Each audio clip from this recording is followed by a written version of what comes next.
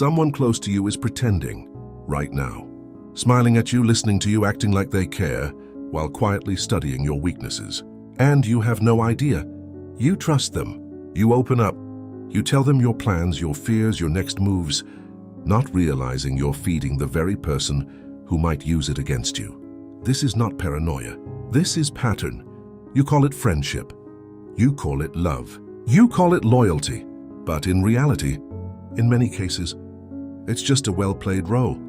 You walk away from conversations feeling understood, while the other person walks away with data. Data about how you think, how you react, how you can be controlled. The uncomfortable truth is this: you don't know people.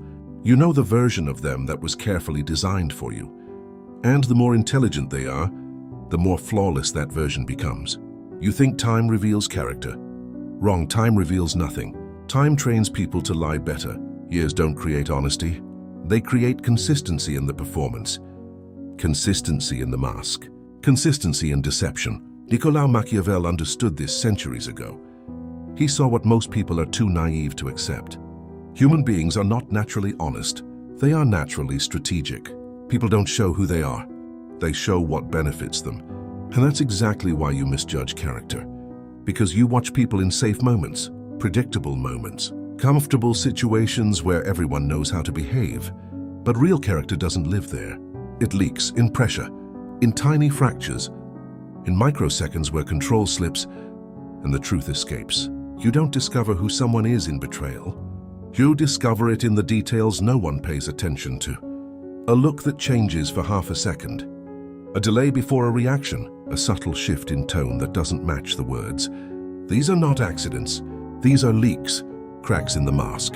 And if you don't train your perception, you will spend your entire life being surrounded by people you completely misread. That ends today.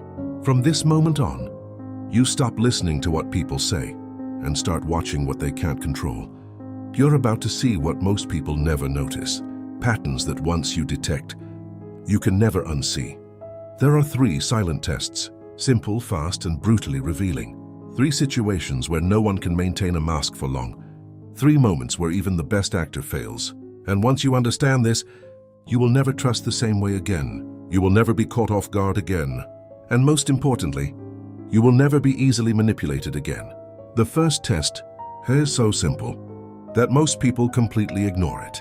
And that is exactly why it is so dangerous. The first test is called the micro-no. And it's the simplest way to expose someone's true nature. All you have to do is say no, not to something big, not to something important, something small, insignificant, harmless, not, no, I can't, I'd rather not. No long explanation, no apology, no justification, just a calm, controlled refusal. And then you watch, because in that exact moment, something shifts. A balanced person hears a no and adjusts. No tension, no ego damage, just acceptance. But a manipulator, a narcissistic mind, someone who sees you as an extension of their control. They don't process a no the same way. To them, your refusal is not information. It's rebellion.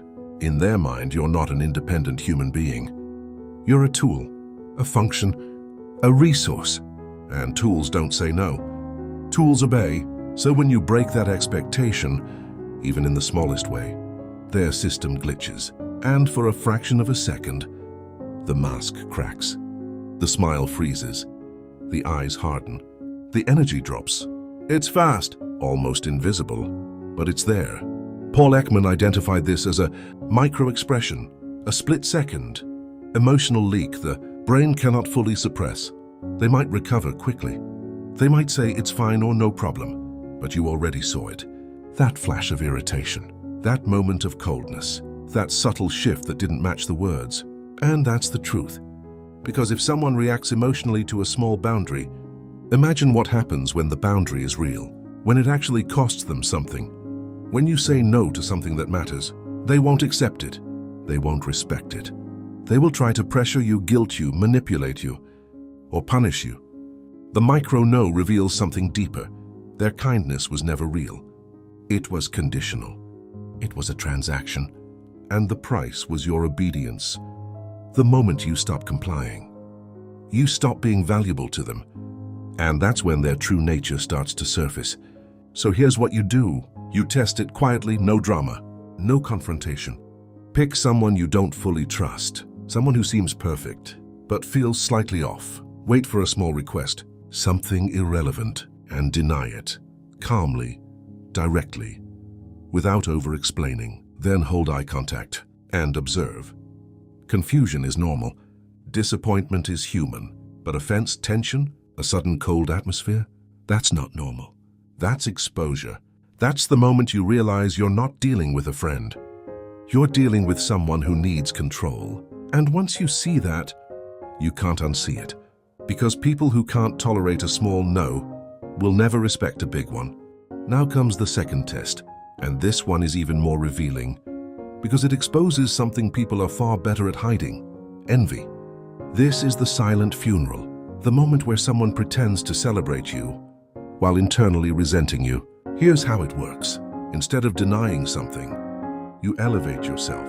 You bring good news, real success, something that should naturally trigger genuine happiness in someone who respects you.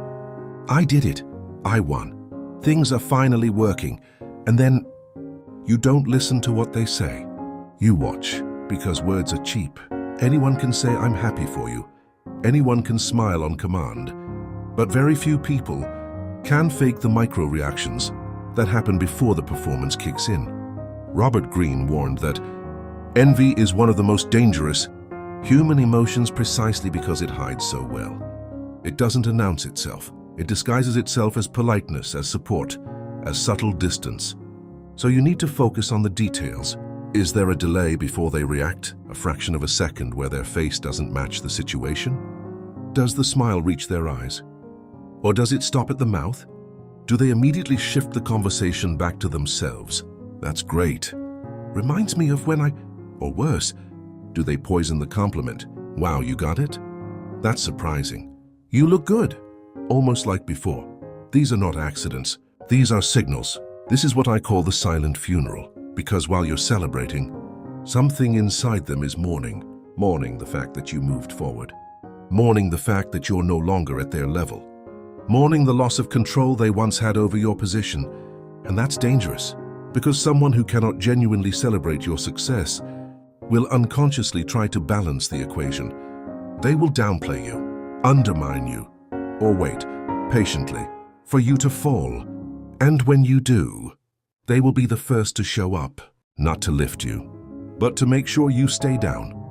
That's the twisted part. They don't enjoy your growth, but they feel comfortable in your struggle. So if you want to expose this, stop being modest. Stop hiding your wins to make others comfortable.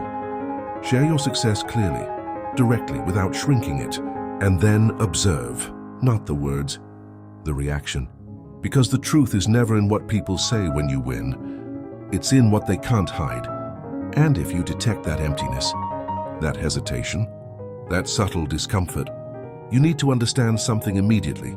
You are not surrounded by allies. You are surrounded by quiet competitors.